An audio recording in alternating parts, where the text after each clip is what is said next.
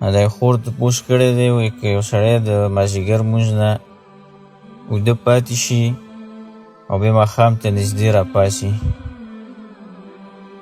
نو آیا دا به په دغه وخت کې لمونځ کوي د مازدیګر که نه ماښام لمونځ ته به انتظار کوي او بیا به د ماښام سره یو ځای کوي یعنې سوال مطلب یې دا دی چې د مازدیګر او د ماښام په لمونځ کې دا ممنوع وخت دی په دې کې لمونځونه نه کېږي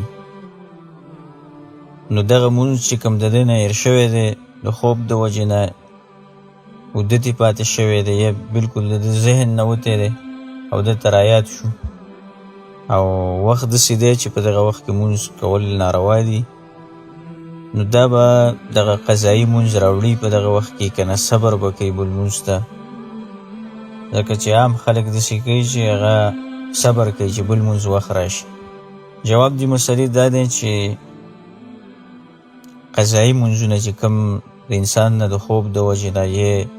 د یېرې د وجې نه انسان نه هیر شي او پاتې شي نو دا چې هر وخت دته رایاد شو دا به دا لمونځ کوي المختصر خبره دا ده او دا خبره هغه حدیث کې شته دی رسول صلی الله علیه وسلم هغه حدیث دی چې من نام عن الصلاة او نسیها فلیصلیها اذا ذکرها کله چې یو سړی د لمونځ نه اوده پاتې شو او یا تیر شو نو د ده د لمونځ وخت هغه وخت دی چې ده ته رایاد شو او د ده د لمونځ وخت هغه وخت دی چې دی د خوب نه راپاڅېدو اوس دا که هر وخت دی خو دغه لمونځ کولی شي پکې او د دې داسې مثال دی لکه یو سړی جومات ته راغی د مازدیګر لمونځ نه مخکې او د مازدیګر د لمونځ نه وروسته او د ماښام لمونځ نه مخکې مسجد ته رادننه شو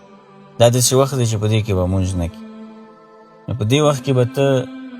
دا به د سړي باندې لازم دي چې 2 رکعته تحیة المسجد لمونځ وکړي او دې ته ذوات الاسباب وایي د سبب د راتللو لمونځونه یو سبب د هغې موجود دی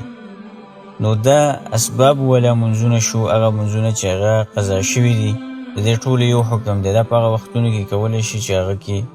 لمونځونه ناروا دي او د دې لپاره هیڅ وخت ناروا نشته دی په هر وخت کې دا لمونځ کولی شي مختصر جواب مې وکړو والله اعلم